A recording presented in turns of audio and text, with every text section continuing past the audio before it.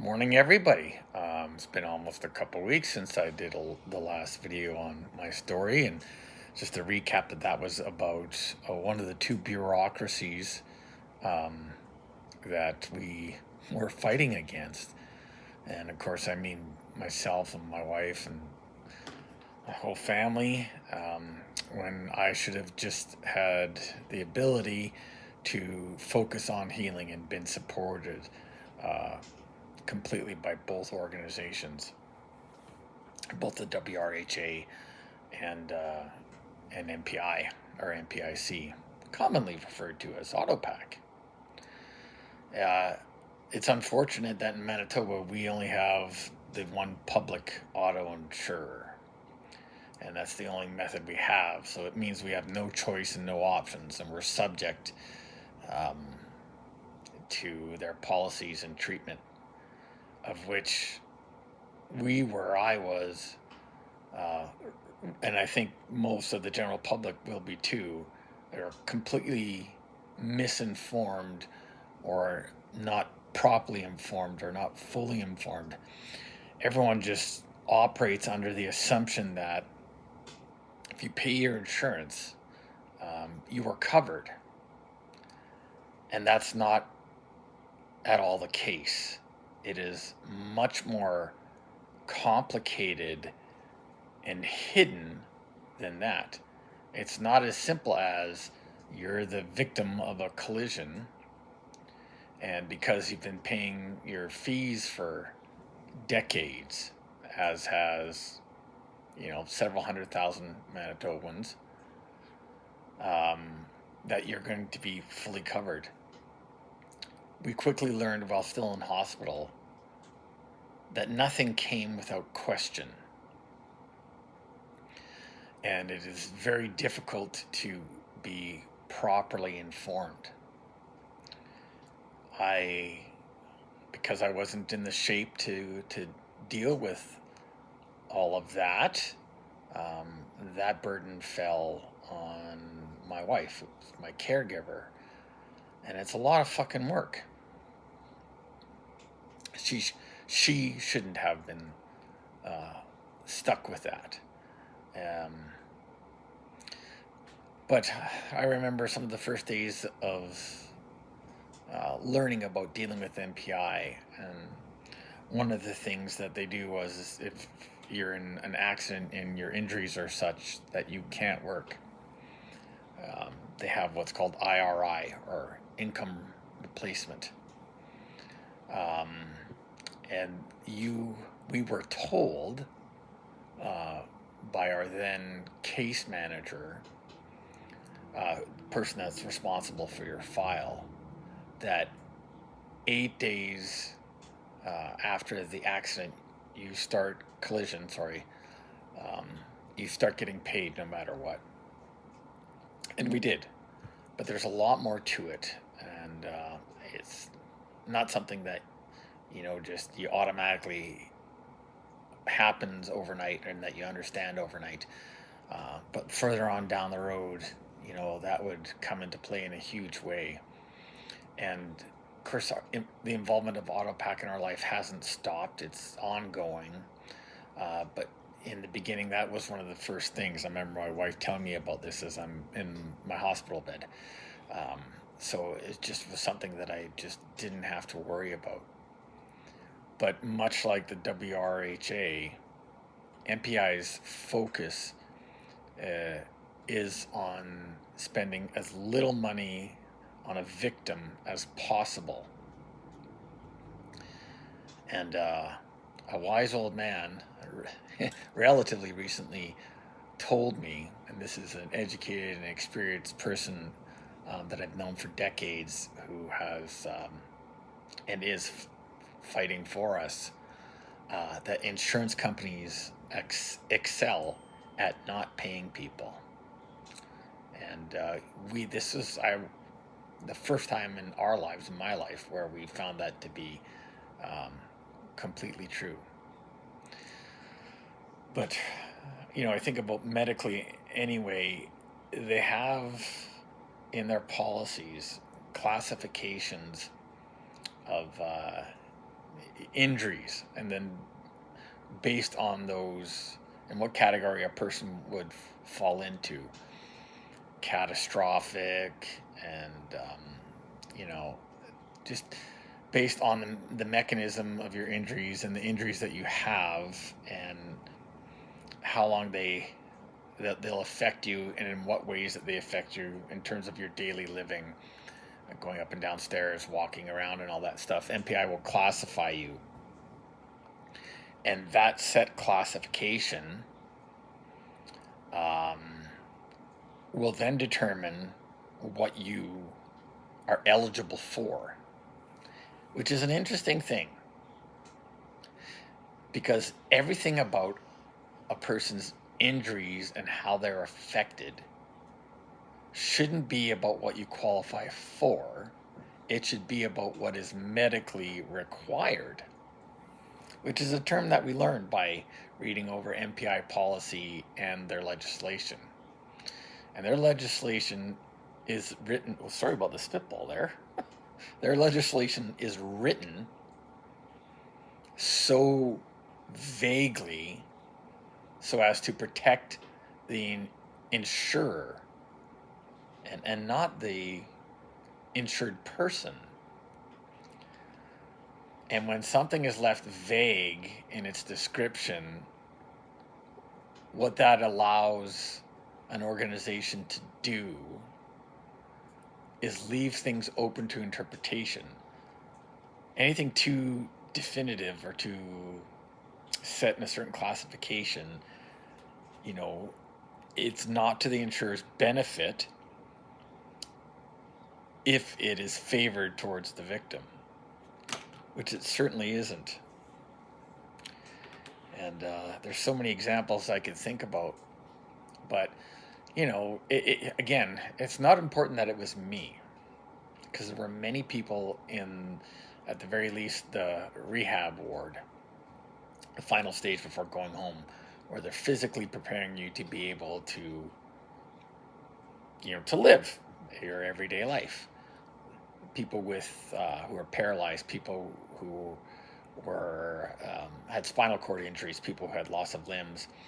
There were so many people who had it worse off than me. But everybody there, at least the ones that were involved in vehicle accidents, that's just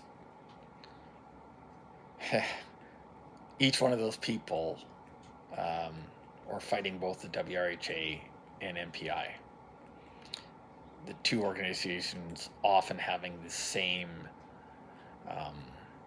agenda. What does this person qualify for? Not what do they need. And therefore, that qualification of their own assessment, not necessarily the doctor's or your own, therefore that determines what MPI will pay for, which is just so fucked when you think about it. It's not at all how it should be, because there were numerous issues such as mobility assists, like a walker or a cane, or an AFO, a device for supporting, in my case, my right foot, where there was nerve damage, so that my foot wouldn't function and I couldn't use it as God had intended before, and so I needed something to keep my foot upright from dropping, and all that. Doctors, what MPI required was for doctors to use very specific language. Words like medically required, it's a common theme that'll pop up. And if the doctors didn't use that, well, then MPI's medical review staff would determine that you didn't require it, or whatever supervisor was in charge of approving certain things, because your claims manager, the case file manager, keeps track of everything that's going on with you medically and insurance wise. They got bosses and people who approve or don't approve things.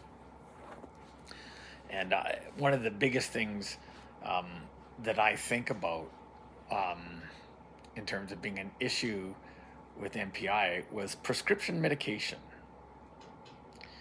So pills, painkillers, anti-anxiety stuff, all things that doctors prescribed for me. Surgeons, the different ward doctors that I was on.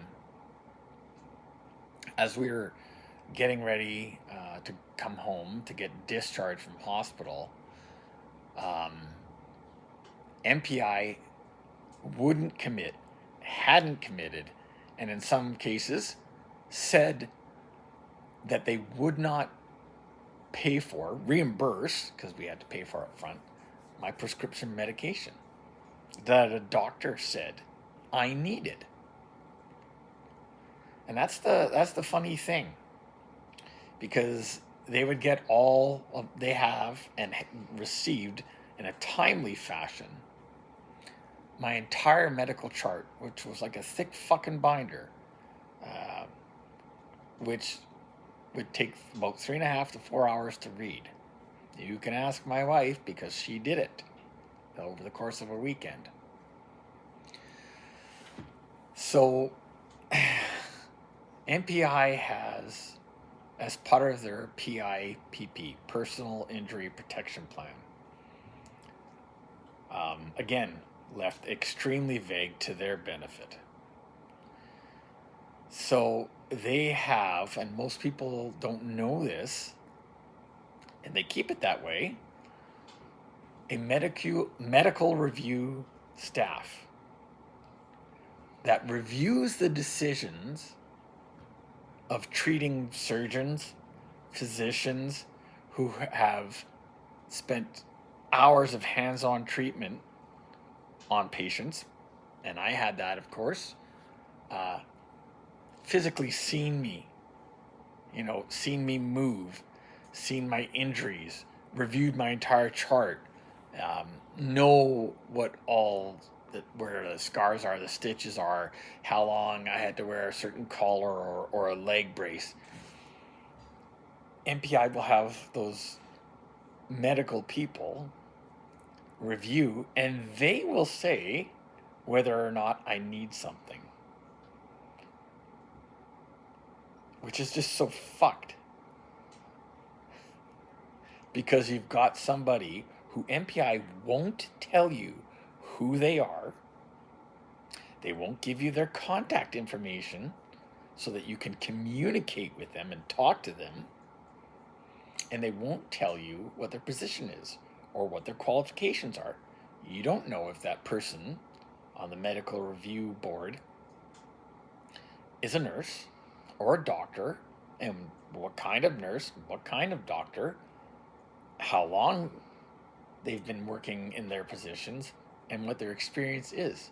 They're simply someone on MPI's paid staff who looks at pieces of paper, parts of pieces of paper filled out by somebody else who's actually treated me. And then they have the power to decide whether or not I need what the doctors or nurses say I need. And I remember when we were being interviewed by the media, my wife was in particular, the thing is, and the direct quote is, who are these people to question what the doctor has ordered? And that happened to me, on more than one occasion. And it's like, employer or a boss saying, here's what's happening. You have no say. You can't ask any questions. Don't ask any questions. They don't want to give you the opportunity to have a discussion with somebody else. And that's so they can determine what you qualify for, which means what they are willing to pay. So just imagine your whole fucking life is turned around, and your family's lives are turned around, and they have to adjust to all those changes and argue and fight for fair treatment for what is required from the insurer, NPIC, to which you've been paying hundreds of thousands of dollars into over the course of several decades, for a family. An organization that in the last couple of years has, made 40 million in profit and has about the same amount in assets or more. But it comes down to protecting the provincial government's probably most profitable or most favorable purse strings. And they don't want to lose a fucking dime. And that's their primary concern. So it's written in their legislation that you can't sue them. And they won't approve of or pay for something that a person needs unless everyone from surgeons to doctors use the words medically required. And they question what those trained medical professionals who have been hands-on say. And that's not what's in the best interest of the patient or the insured person. And it should be about that. And, the people that, of course there are good people and bad people in every organization. But certainly with MPI, everything that we needed, everything that trained medical staff said we required, was questioned. So what that does to your mind, it just caused so much added anxiety and stress to a family that's just focused on healing. And they're not held accountable, and fighting a government beast, a bureaucratic beast that is so layered, such as that, can make some people quit and give up and just accept the shit treatment that they give. And we sure got a lot of fucking shit treatment, both while I was still at hospital and still at home and to this day. Through appeals, with legal counsel, through mediation meeting, because they just want to get away with as much as they can. They're not about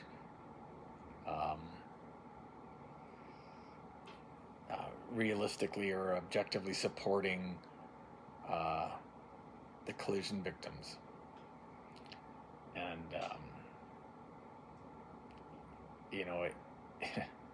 if we didn't have the people supporting us and fighting us, we'd have given up too. But this is going to take a couple of more episodes for sure. But the one thing I can think of,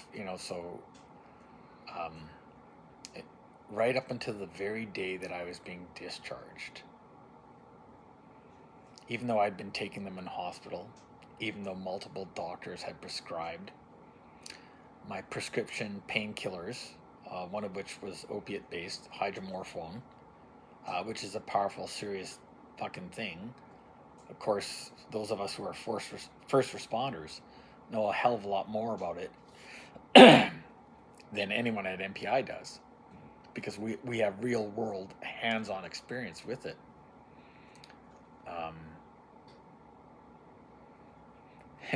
I remember one of the things that a certain person at MPI had said, and if you know my story and all the injuries that I had, it just boggles the fucking mind.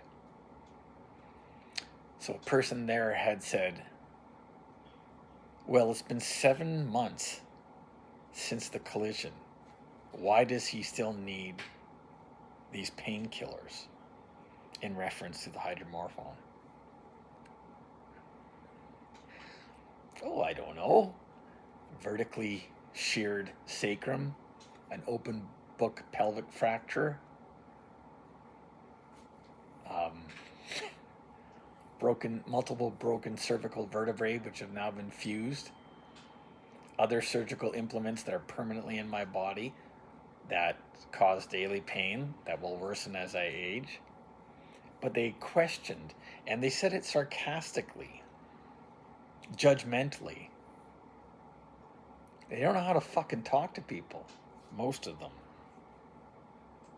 People in positions of power and approval. So we were waiting and waiting and waiting um, on the last day, the morning of, when I know I'm going home. And MPI had still not committed to reimbursing us for our pain pills once being discharged. Now, of course, while I was still in hospital, the WRHA was ultimately paying for those. But on the day we were supposed to go home, because I still needed all those medications, anti-anxiety, sleep aids, iron pills. Funnily enough, the iron pills, they called it elective.